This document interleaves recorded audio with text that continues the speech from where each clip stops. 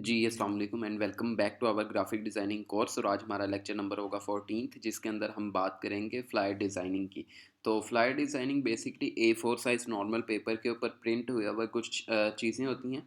और इस डॉक्यूमेंट के अंदर बेसिकली क्या चीज़ें मेंशन की जाती थी, जो कि बेसिक ओवरव्यू होता था आपकी कंपनी या सर्विस या किसी भी प्रोडक्ट के बारे में, जो कि आप डोर टू डोर मार्केटिंग के लिए यूज़ करते थे। मतलब खुद से आप जाते थे, रास्ते में कोई बंदा मिल गया, आपने देखा होगा अक्सर कि अकेडमीज़ वगैरह के लिए आपने फ़्लायर्स बनवाई होती हैं कि जी ये हमारी क्लासेस हम ऑफ़र कर रहे हैं और आप आके एडमिशन करवा सकते हैं।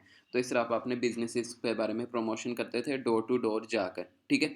उस कॉन्सेप्ट को लेकर चलते हुए हमने आज फ्लायर डिज़ाइन करनी है। और यहाँ पे हम कुछ उसके डिफरेंट मॉड्यूल्स भी देख लेते हैं। अगर मैं यहाँ पे सर्च करता हूँ फ्लायर डिज़ाइन, तो आप स्टार्टिंग में flyer door to door concept use किया जाता था कि आप डोर टू डोर जाते हैं, अपनी मार्केटिंग करते हैं और अपनी सर्विसेज के बारे में बताते हैं। उसके लिए डिज़ाइन होती है फ्लायर। अच्छा, इसी तरीके से ब्रोशर है, मतलब दोनों का काम तो एक ही है। फ्लायर भी आपने जिस तरीके से डिज़ाइन करनी है उसी सेम पैटर्न के ऊपर रह के हमने ब्रोशर भी डिज़ाइन करना है। बट ब्रोशर का काम ये होता था कि जब वॉक इन कस्टमर आता था, मतलब आपको किसी भी ऑफिस को या आपकी लोकेशन को जब कोई विज़िट करता है, तो उसमें एक डिटेल्ड आपने जो डिज़ाइन रखा होता है या डिटेल्ड आपने डॉक्यूमेंट रखा होता है, उसको ब्रोशर बोलते हैं। जिसमें हर चीज़ की डिटेल होती है, आपकी सर्विसेज के बारे में, आपके पैकेजेस के बारे में, आपके चार्जेस के बारे में, हर चीज़ उसके अंदर इंक्लूड होती है। बट फ्लायर में ऐसा नहीं होता। फ्लायर में सिर्फ बेसिक ओवरव्यू होता है कि आपकी कंपनी की बेसिक सर्विसेज क्या हैं, ताकि एक बंदा अट्रैक्ट हो सके आपको विजिट करने के लिए। ठीक है, दोनों का सिर्फ कॉन्सेप्ट चेंज है, काम और तरीका एक ही होगा। तो यहाँ पे डिफरेंट हमारे पास ऑप्शंस हैं फ्लायर डिज़ाइनिंग के। इसके अलावा आप फ्री पिक पे भी जाके सर्च कर सकते हैं फ्लायर डिज़ाइनिंग, आपको बहुत सारी ऑप्शंस जो हैं वो मिल जाएंगे बने बनाए, जहाँ से आप सिंपली कोई भी एक डिज़ाइन को पिक कर सकते हो और एडिट कर सकते हो। हम यहाँ पे उसको भी मेंशन कर देते हैं, फ्लायर डिज़ाइन। ठीक है, आपने ये क्यूरी सर्च कर लेनी है freepic.com पे। और सिंपली क्या होगा कि आपके पास मल्टीपल फ्लायर्स के ऑप्शन आ जाएंगे। आपने वहाँ से जो भी अपना आपको डिज़ाइन बेस्ट लगता है, अपने वो सूटेबल डिज़ाइन पिक कर लेना है, ठीक है। और उसके अंदर मैंने ऑलरेडी आपको फ्री पिक के ऊपर यूज़ केस एक इसका दिखाया था कि आप साथ अगर कलर लिख दोगे ना, जैसे कि फ्लायर से पहले आप लिख दोगे, बेशक बाद में लिख दो, आप लिख दो ग्रीन फ्लायर डिज़ाइनिंग, तो ग्रीन आपको कलर में शो करवा देगी। अभी यहाँ पे ये थोड़ा सा स्लो चल रहा है। जैसे ये अभी हमारा कंप्लीट करता है, मैं आपको वो भी दिखा देता हूँ, ठीक है। तो आपको ना हर कलर के अंदर, हर कैटेगरी के अंदर भी आइडियाज़ मिल सकते हैं। जैसे कि कुकिंग फ्लायर डिज़ाइनिंग आप लिख लो, आप लिख लो कि लग्जरी इंटीरियर फ्लायर डिज़ाइनिंग। तो आपको हर तरह की फ्लायर्स के ऑप्शंस मिल जाएंगे। दूसरा आपने करना क्या है कि अगर आप फ़ोटोशॉप नहीं यूज़ कर रहे, जो चीज़ें फ़ोटोशॉप पे एडिट होती हैं, तो आपने फिर वेक्टर सेलेक्ट कर लेना है और फ्री के जो इमेजेस हैं इनको सेलेक्ट कर लेना है, ठीक है। ये दो चीज़ें आपने लाजमी सेलेक्ट कर लेनी है, ताकि आपके पास हमेशा एआई का ही जो मॉडल है वो आपको शो दे। यहाँ पे ये देख सकते हो आप, इनमें जो पिक्चर्स यूज़ हुई होती हैं वो इंक्लूडेड नहीं होती, वो आपने अपनी पिक्चर्स लगानी होती हैं। बाकी आपको सारा लेआउट प्लान इसमें मिल जाता है, जिसको आप एडिट कर सकते हो एक एक चीज़ को। और अगर आप यहाँ से नहीं भी करना चाहते, और आप सिर्फ डिज़ाइन देखना चाहते हो अपनी मोटिवेशन के लिए, तो आप वो भी देख सकते हो कि किस तरह का एलिमेंट यहाँ पे यूज़ हो रहे हैं, किस तरीके से लोगों ने प्रेजेंटेशन की हुई है, ठीक है। फर्दर हम आज अपने एडोब इलस्ट्रेटर में जाएंगे। वहाँ पे एक डॉक्यूमेंट सबसे पहले तो आपको क्रिएट करना सिखाता हूँ। अपने न्यू डॉक्यूमेंट कर लेना क्रिएट, ठीक है। और A4 साइज़ एक नॉर्मल पेपर जो हमारी मतलब प्रिंटिंग शॉप्स पे अवेलेबल होता है, उसी के ऊपर ही फ्लायर प्रिंट होती है, ठीक है। यहाँ पे प्रिंट का सेक्शन होगा, आपने प्रिंट के सेक्शन में चले जाना है, A4 पे जाना है। A4 के बाद आपने इसको इंचज़ में कन्वर्ट कर देना है, ठीक है। पहले हम पिक्सल्स में रखते थे, आज हम इंचज़ में रखेंगे, ठीक है। आर्टबोर्ड हमें एक चाहिए। उसके बाद ब्लीड होती है, ब्लीड आपने ऐड कर देनी है 0.25%, ठीक है।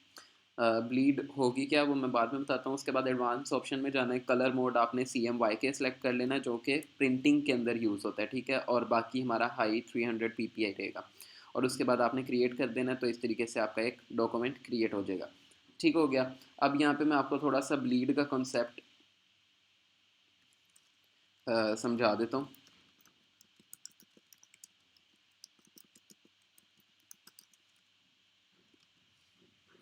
ब्लीडिंग बेसिकली होती है कि आप जब कोई चीज़ प्रिंट करवाते हो, अगर आपने ब्लीड इंक्लूड नहीं की होगी, तो फिर एक बहुत मेजर इशू आपको आता है, ठीक है। जो कि आम बंदे के लिए तो नहीं इतना बड़ा इशू होता, लेकिन डिज़ाइनर के लिए ये बहुत बड़ा इशू है। और डिज़ाइनर जब अपना कोई भी चीज़ प्रिंट करवाता है, तो वो चाहता है कि वो पेपर पे एज टू एज बिल्कुल शो करे, ठीक है। अगर आप यहाँ पे देखोगे, ये भी मैंने वैसे तो तस्वीर ओपन की है, अगर बड़ी हो जाती है, ये वाली तस्वीर आप भी मतलब यूज़ कर सकते हैं देखने के लिए, सर्च कर लीजिएगा। तो ये देखो कि एक डॉक्यूमेंट है जो कि बिल्कुल उसके पेपर के एज टू एज उसकी तस्वीर आ रही है, ठीक है। इसी तरीके से अगर ब्लीड हमने ना रखी होती तो उस पेपर को पता नहीं लगता कि मैंने कहाँ तक जो सा डॉक्यूमेंट प्रिंट करना है। तो ब्लीडिंग जो फिर नहीं रखता ना, वो फिर इस तरीके से उसका एक बॉर्डर वाइट कलर का शो हो जाता है, उसका डिज़ाइन हमेशा बॉर्डर के अंदर ही शो होगा। तो इसलिए ब्लीडिंग रखना लाजमी होता है, ठीक है। और ये सारा प्रिंट के लिए यूज़ होता है। आप मतलब जब भी कोई आपने अपना डिज़ाइन प्रिंट करवाना है तो उसके लिए आपने ब्लीडिंग लाजमी ऐड करनी है, ठीक है।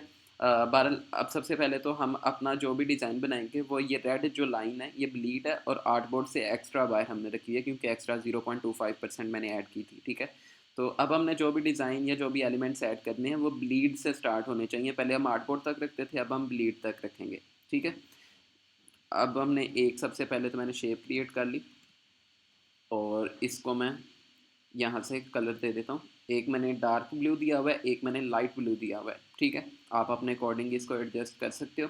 उसके बाद मैंने यहाँ से कुछ एलिमेंट्स ऑलरेडी अपने रेडी करके रखे थे ताकि हमारा टाइम बच जाए। सबसे पहले तो मुझे चाहिए थी एक जो हेडिंग है, टाइटल मतलब, उसको मैंने यहाँ पे प्लेस कर देता हूँ, अलाइन इसको कर दूँगा आर्टबोर्ड के, ठीक है। तो ये बिल्कुल सेंटर में आ जाएगा। उसके बाद यहाँ पे मैंने उसकी कुछ प्राइसिंग रखी थी, वो प्राइसिंग ऐड कर देता हूँ, कंट्रोल एक्स कंट्रोल एफ। इसकी भी अलाइनमेंट मैं सेंट्रलाइज कर लूँगा, ठीक है। उसके बाद ये कुछ मैंने डिस्क्रिप्शन टाइप कुछ थोड़ा सा ऐड किया था, इसको भी मैं यहाँ पे प्लेस कर देता हूँ, सेंट्रलाइज कर दूँगा, ठीक है। देन मेरे पास ये कैमरे को भी साइड पे कर देता हूँ। ये मैंने एक वेव क्रिएट की थी। ये जिनको वेव के बारे में नहीं आइडिया कि किस तरीके से क्रिएट होनी है, वो सिंपली हमारी जो ब्लेंड टूल वाली क्लास है उसको देख सकते हैं। आई थिंक 6 या 7th लेक्चर होगा, और उसके अंदर हमने ये वेव क्रिएट करना सीखी थी। यहाँ से मैंने एक वेव क्रिएट कर ली थी खुद ही, और उसके बाद मैंने यहाँ पे प्लेस कर दिया अपना कैमरा, ठीक है। और कैमरा कैसे प्लेस किया वो भी मैं आपको दिखा देता हूँ। यहाँ पे मैं फ्री पिक पे गया था और मैंने सर्च किया हैंड होल्डिंग कैमरा, ठीक है।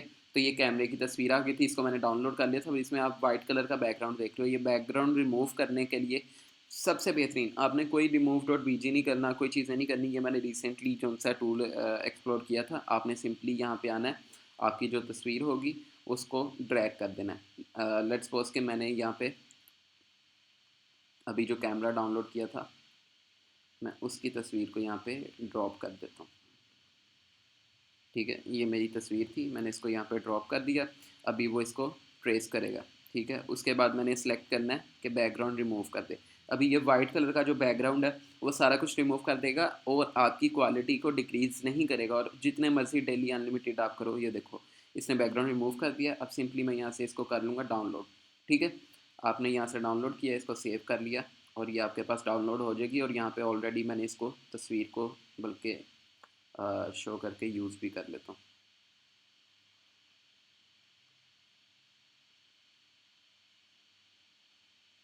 अभी ये वाली जो तस्वीर है ये मेरी इतनी एचडी क्वालिटी में नहीं थी, मैं यहाँ पे उठाता हूँ और ये वाली तस्वीर को ले आता हूँ जो भी हमने बैकग्राउंड रिमूव की है। ये देखो, उसने हमारी जो भी उसका साइज़ था ओरिजिनल, उसने उस क्वालिटी की भी लो नहीं किया, और ना ही उसको उसने क्या कहते हैं, साइज़ को डिक्रीज़ किया। उसने same as it is size जो हमने उसको दिया था उसी साइज़ के अंदर रहते हुए उसका बैकग्राउंड रिमूव कर दिया, और क्वालिटी भी मेंटेन रखी है। तो ये बेनिफिट है इस वेबसाइट का। इस तरह आप जो मर्ज़ी जितनी मर्ज़ी बड़ी तस्वीर को एडिट कर सकते हो। इस वेबसाइट का नाम है pixelcut.ai, ठीक है। ये मैंने लिखा हुआ है pixelcut.ai। इस पे जाके आप इस तरीके से बैकग्राउंड अपनी पिक्चर्स का रिमूव कर सकते हैं, ठीक है।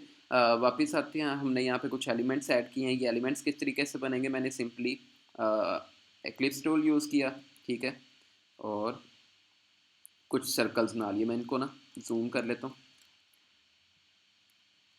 3 से 4 हम सर्कल्स बनाते हैं, और वो किस तरीके से बनाएंगे, आल्ट प्रेस करेंगे और ड्रैग कर देंगे, ठीक है।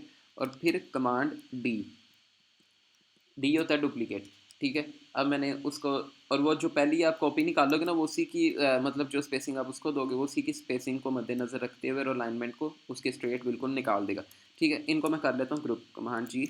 और अब मैं एक इनकी कॉपी नीचे वर्टिकली निकालता हूँ, ठीक है। आल्ट प्रेस करके मैंने कॉपी निकाली और उसके बाद कंट्रोल डी जो विंडोज़ वाले हैं और कमांड डी जो मैकबुक वाले हैं, ठीक है। इस तरीके से हम इनकी कॉपीज़ निकाल लेंगे।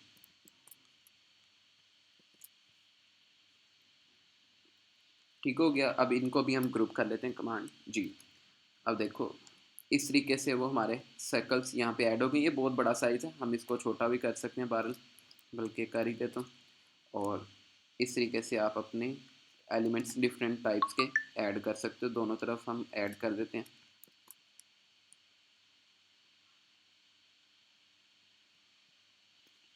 ठीक है। इसके अलावा यहाँ पे देखो ये एक उसने पैटर्न ऐड किया हुआ, ये भी मैंने ऑलरेडी बनाया हुआ था। और वो सिंपल सी शेप आपने बनानी है, उसको ग्रेडियंट कलर दे दिया था और उसके बाद उसको ड्रॉप शेडो दे दिया था। और ड्रॉप शेडो कहाँ से देते हैं मैं वो भी आपको दिखा देता हूँ। किसी भी एलिमेंट को अगर आपने ड्रॉप शेडो देना हो,